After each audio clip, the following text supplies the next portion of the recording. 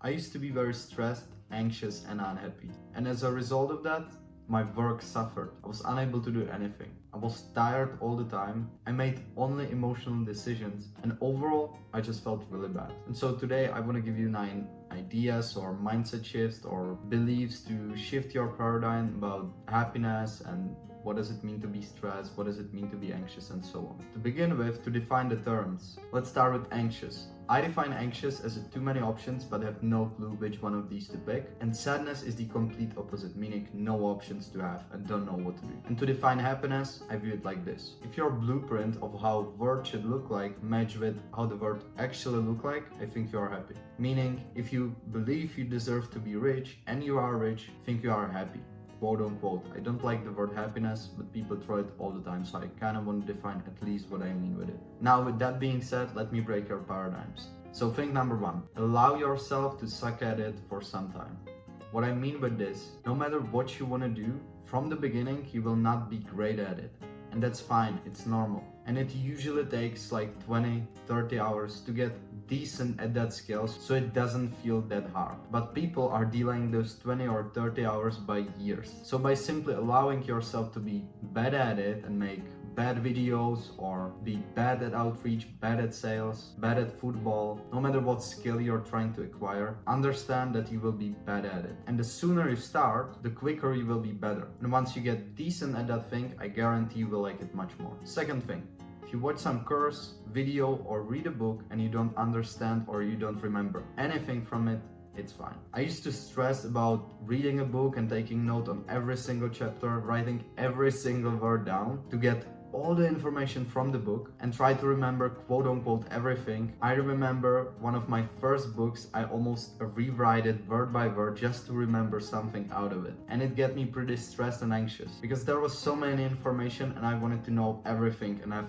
all of them stored somewhere in my mind or in my phone, in my second brain, just somewhere. But then I realized if the book is bad or if the video or course is bad and you don't remember anything, it's fine. Why would you try to force to remember something if it doesn't resonate with you? I believe the good shit stick. It can be just one sentence. You may just get one idea from the whole 3-hour video or from the whole course, and that's fine. If the idea is valuable to you and you use it, even better. For example, I read biography of Tiger Woods, and only thing I take from the whole book, which has around 500 pages, was deciding for yourself. And so in the book there was a section where Tiger Woods was invited to a big event of famous dead baseball player, and everyone told him to visit, to attend, and he said no. Later down the line he said he made a bad decision and he should attend. And then there was a second thing where he changed his swing when he was in his peak form, and that turned to be the right decision. And so the whole idea I took from that was think for yourself. Decide based on what you believe to be true, no matter if the decision is right or wrong. That's it, from 500 pages. But this one single idea completely changed my decision-making skills. Alright, let's move on. Third one, it's good to admit that you don't know something. At school, we've been punished for not knowing something, but it is actually a positive thing to admit that you don't understand something, because that's the first step to learning it properly. So many people have no clue what the other party is talking about, and they are nodding their head and saying, yes, I understand, even though they have no clue what is going on. And then it's only about defending their ego to prove that they know what they are talking about, even though they have no clue what it is. So if you don't understand something, it's fine. You can admit it. And I guarantee successful people will appreciate it. Number 4, maker and manager work.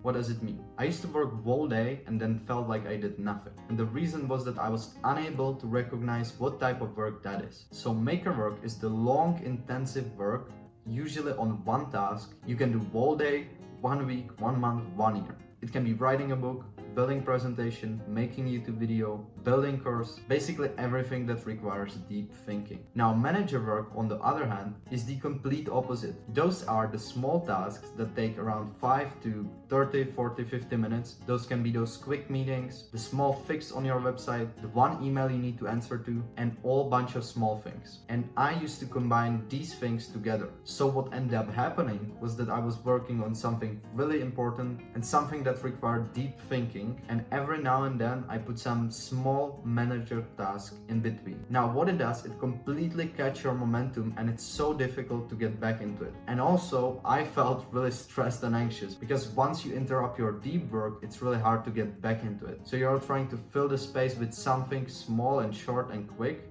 and you don't know what to do. So always think what type of work you will do today. Number 5.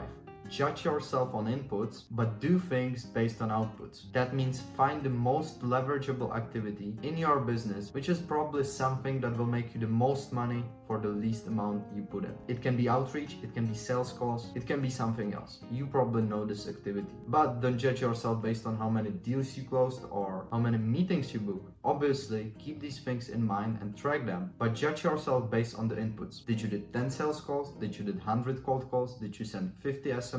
Did you send 50 DMs? Those are the things you have under your control, and you can determine how many of these you do. So if you have a day where you did 10 cold calls and booked 2 meetings, compared to the day where you did 100 cold calls and booked just 1, you should be more proud on the day where you did 100 cold calls, because you put much more work in. And maybe that day where you booked 2 meetings, if you would do 100 cold calls, you may book 5 or 6, or maybe you would have booked none. But the win is the work itself. Number 6. Set a time to end. I used to work till 2-3 a.m. sacrificing my sleep, my health and my diet, and it led to absolutely nowhere. I burned out. And then I did small thing. I told myself, what's the time where I will today end the work? No matter what is going on, at that time I'm turning off my PC and doing something else. This allowed me to have my free time on which I can relax, I can go to bed at the right time, and I can eat like a normal people. And you also get much more productive, because working 14 hours on some deep task is really difficult, and you can see significant drop after 6-7 hours. So the remaining 7 hours you are going on like 20%, so it's not worth it. So simple as it is, just set a time where to end. Number 7.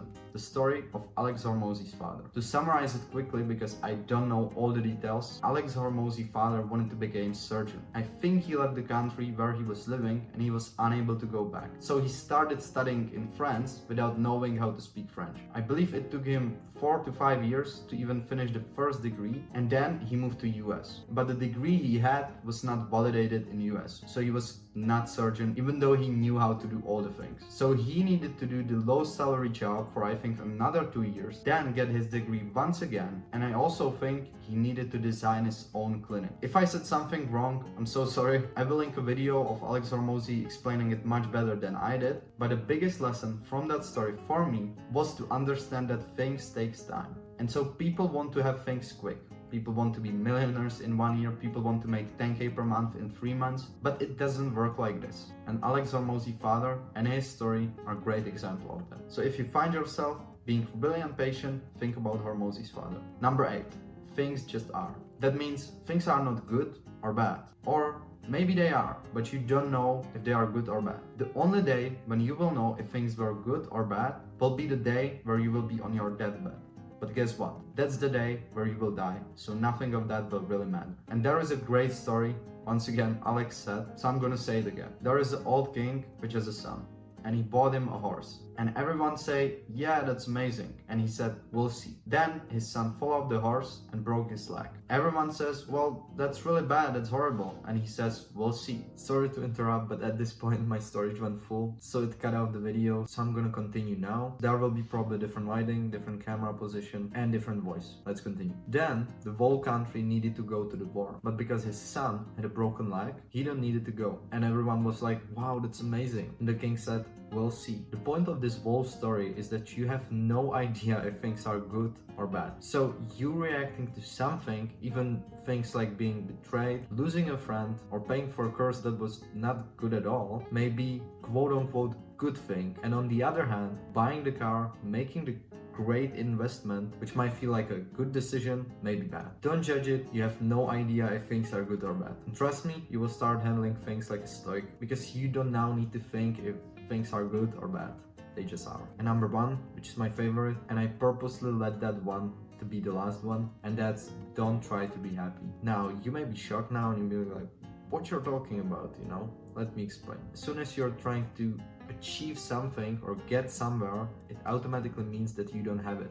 Meaning, you want to be millionaire because you're not. You want to be skinny because you're fat. You want to have the dream car because you don't have it. You want to be happy because you're unhappy, or because you're simply not happy. And you chasing that happiness will lead you nowhere. So many people have no idea what happiness even means, and I personally have tough times understanding what happiness really means. And I realized there's no need to optimizing for happiness or feeling happy, because then once you're working on the business and it starts getting hard, which is normal, or it feels bad, quote unquote bad, because it hurts, you start be, well, it's probably not my passion, or I'm looking for bigger meaning in life, or this not makes me happy, or this is not aligned with my aura, whatever it is. And you quit and you step into another thing, and you go in these endless cycles. If something is painful, it doesn't really mean that it is bad. And I'm not talking about physical pain of breaking your leg or something and being happy about it or proud that you, yeah, like, I'm tough now, like, I went through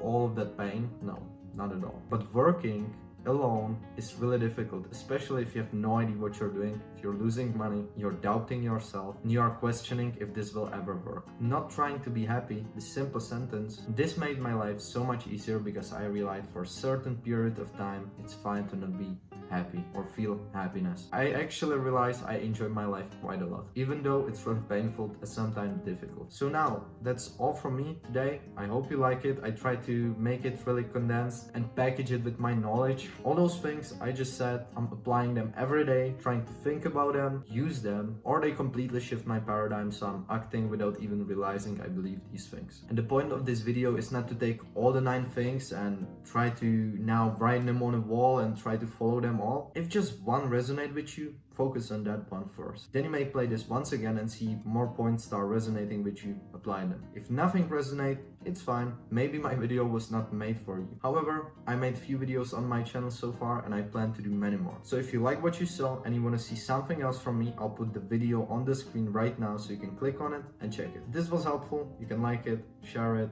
and subscribe. Have a nice one.